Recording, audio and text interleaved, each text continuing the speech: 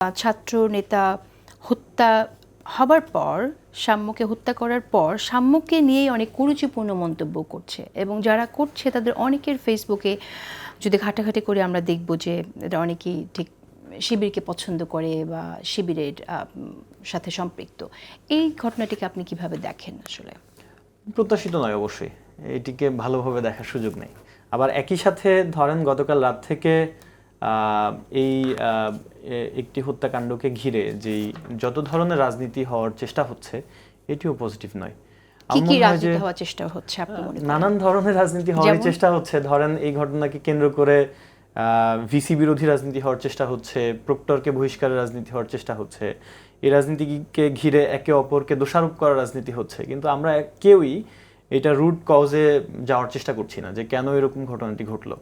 এবং ঢাকা বিশ্ববিদ্যালয় যে সুরক্ষিত নয়, একটি আবাসিক বিশ্ববিদ্যালয় হিসেবে ক্যাম্পাসের পরিবেশটা যে নিরাপদ থাকার কথা সেটি যে থাকতে পারে নাই, কেন থাকতে পারছে না, কি কারণে এই ধরনের ঘটনা ফিরে আসছে। এর আগেও এই উদ্যান কেন্দ্রিক অর্থাৎ সোহরাওয়ার্দী উদ্যানের যে পরিবেশ সেটার কেন্দ্রিক আমরা অনেকগুলো ঘটনা দেখেছি। প্রলয় গ্যাংয়ের ঘটনা ঘটেছে ওখানে, বিভিন্ন ধরনের নেতিবাচক ঘটনাগুলো যেটা নিয়ে অলরেডি এখন সরকার উদ্যোগ নিচ্ছে, উপদেষ্টা আসিফ মাহমুদ স্ট্যাটাস দিয়েছে এবং বিশ্ববিদ্যালয় প্রশাসনও উদ্যোগ নিচ্ছে। এই বিষয়গুলো নিয়েও তো বিভিন্ন পক্ষ রাজনীতি করার চেষ্টা করছে। কুয়েটের ভিসির যখন দাবি করা হলো কুয়েটের ভিসি পদত্যাগের জন্য, শেষ পর্যন্ত তিনি পদত্যাগ করলেন, এই ঘটনার রেফারেন্স টানছিলেন। আপনি কিভাবে দেখেন আসলে কুয়েটের ভিসির পদত্যাগ কেন চাওয়া হলো আর এই ভিসির পদত্যাগও কেন চাওয়া হচ্ছে? দুটোর সাথে মিল অমিল কি? অ্যাকচুয়ালি শুধু কুয়েটের ভিসি নয়, ভিসি আরো একাধিক জায়গায় চেঞ্জ হয়েছে এবং শুধু একাধিক জায়গায় চেঞ্জ হয়, ভিসি বিরোধী আন্দোলন আরো জায়গায় বিভিন্ন জায়গায় ছড়াচ্ছে। কিন্তু খুব সাম্প্রতিক কুয়েট থেকে যদি আমি নিয়ে আসি, কুয়েটের ঘটনা আমরা দেখেছি অনশন ধর্মঘট করে কুয়েটের ভিসি পদত্যাগ ঘটনা ঘটেছে। আমি যদি শুধু পাবলিক বিশ্ববিদ্যালয় না, আমি তো ইউআইউ এর টিচার, আমি ইউনাইটেড ন্যাশনাল ইউনিভার্সিটি লেকচারার।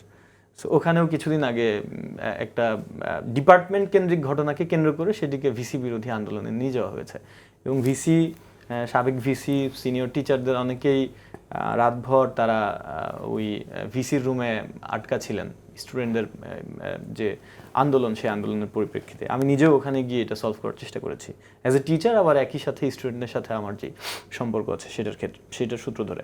কিন্তু আসলে মানে গোড়ায় যদি আমরা পৌঁছাই যে কোনো ঘটনাকে কেন্দ্র করে সেটার দাবিটা যদি চূড়ান্ত পর্যায়ে চলে যায় যে এই ঘটনার জন্য ভিসিকে পদত্যাগ করতে হবে, এরকম নন নেগোশিয়েবল অবস্থানে চলে গেলে আসলে আমার মনে হয় যে এটি প্রত্যেকটা বিশ্ববিদ্যালয় একটা আনরেস্ট সিচুয়েশন ক্রিয়েট করবে। এটা একটা এক্সাম্পল হিসেবে কুয়েটের ঘটনা একটা এক্সাম্পল, সেই এক্সাম্পল থেকে এগুলো অন্যান্য বিশ্ববিদ্যালয়গুলোতে ছড়াচ্ছে।